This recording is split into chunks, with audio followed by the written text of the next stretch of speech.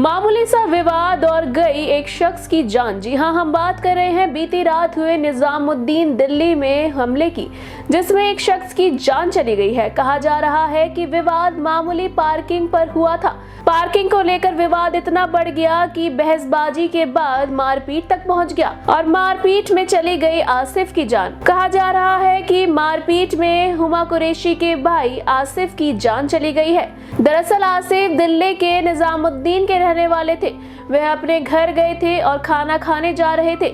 बात 9:30 बजे करीब की है रात के, और उस दौरान उन्होंने उनके घर के बाहर एक स्कूटी देखी, जिसे उन्होंने हटाने के लिए कहा।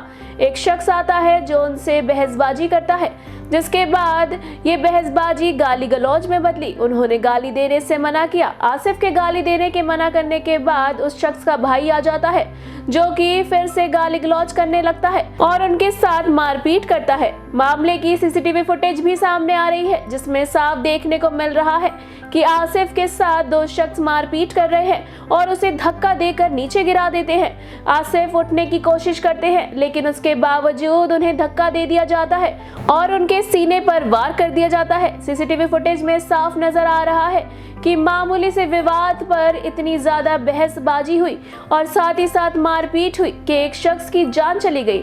आसिफ, जो और कोई नहीं बल्कि हुमा कुरैशी के भाई बताए जा रहे हैं, वह उनके चचेरे भाई हैं और हुमा कुरैशी ने इस बात की खबर खुद अपने इंस्टाग्राम पर शेयर कर दी है।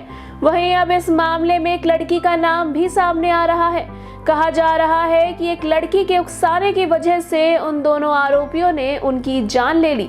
जी हां, आसिफ की जान लेने के पीछे की वजह एक लड़की बताई जा रही है। सीसीटीवी फुटेज में साफ सुनाई दे रहा है कि एक लड़की बार बार कह रही है, मारो मारो मारो, और वह उन आरोपियों को उकसा रही है, जिसके चलते उन आरोपियों ने आसिफ की जान ले ली है। एक मामूली पार्किंग विवाद को इतना ज्यादा बढ़ा दिया गया कि आसिफ को अपनी जान से हाथ धोना पड़ा। चीजें इतनी जल्दी हुई कि उन्हें जिस तरह से जैसे ही पास के अस्पताल में ले जाया गया, डॉक्टरों ने उन्हें मृत घोषित कर दिया। उन्हें कहा गया कि वे आधे घंटे पहले ही अपनी जान गंवा चुके हैं। उनकी छाती पर किसी नुकीली चीज से वार किया गया, जिसके चलते उनका काफी खून बह गया और उन्होंने अपनी जान गंवा दी।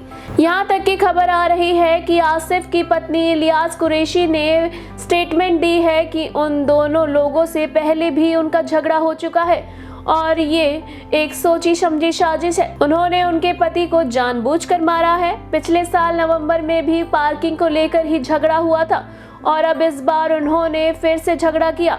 उनके पति ने बहुत प्यार से और बहुत तमीज से उन लोगों से बात की थी, लेकिन उसके बाद भी वो लोग उनसे बहसबाजी करते रहे और गाली गलौज करते रहे। गाली गलौज करने के चलते आसिफ को गुस्सा आया और उन्होंने उन्हें ऐसा करने से मना किया, जिसके बाद वो दोनों आरोपी नहीं रुके और उन्होंने मारपीट के चलते उनकी जान ले ली। वहीं आपको बता दें कि ये दोनों आरोपी में से एक 19 वर्षीय है और एक 18 वर्षीय है। दोनों आरोपियों के नामों की बात करें तो 19 वर्षीय उज्जवल और 18 वर्षीय गौतम को पुलिस ने हिरासत में ले लिया है और इस मामले की जांच चल रही है। वहीं अब सीसीटीवी फुटेज भी सामने आ गया है, जो सोशल मीडिया पर भी जमकर वायरल हो रहा है। आपको बता दें कि पुलिस ने भारतीय न्याय संहिता BNS के तहत 103 पे धारा दर्ज की है और FIR के बाद अब उन्हें हिरासत में ले लिया गया है। आसिफ के परिवार में कोहराम मचा हुआ है, हर कोई उदास है। जहां हुमा कुरैशी के पिता ने भी अपना दुख जताया है और कड़ी कार्यवाही की मांग की है, तो वहीं आसिफ के भाई ने भी इस बात पर दुख जताया है और कहा है कि इस मामले की कड़ी कार्यवाही की जाए। बता दें कि आसिफ दिल्ली के निजामुद्दीन में रहते थे और मामले के बाद उनके पिता सनोज ने पुलिस में शिकायत दर्ज की और इसके बाद इस कार्यवाही को शुरू किया गया। दोनों आरोपियों को गिरफ्तार कर लिया गया है। वहीं अभी तक और कोई अपडेट सामने नहीं आई है। पुलिस ने इस मामले की गहराई से जांच शुरू कर दी है। कहा जा रहा है कि ये पुरानी दुश्मनी का मामला भी हो सकता है। वहीं एक औरत का नाम भी सामने आ गया है और ये भी कहा जा रहा है कि आरोपियों से उसका गहरा नाता है, ऐसा अंदेशा लगाया जा रहा है। वहीं आसिफ के भाई जावेद ने पुलिस को बताया कि आरोपियों ने मामूली सी बात पर उनके भाई की बेरहमी से हत्या कर दी। वहीं अब पुलिस प्रशासन पर सवाल उठ रहे हैं। ऐसे में आगे क्या होता है इस मामले से जुड़ी आगे की अपडेट के लिए हमारे साथ जुड़े रहें and also don't forget to press the bell icon.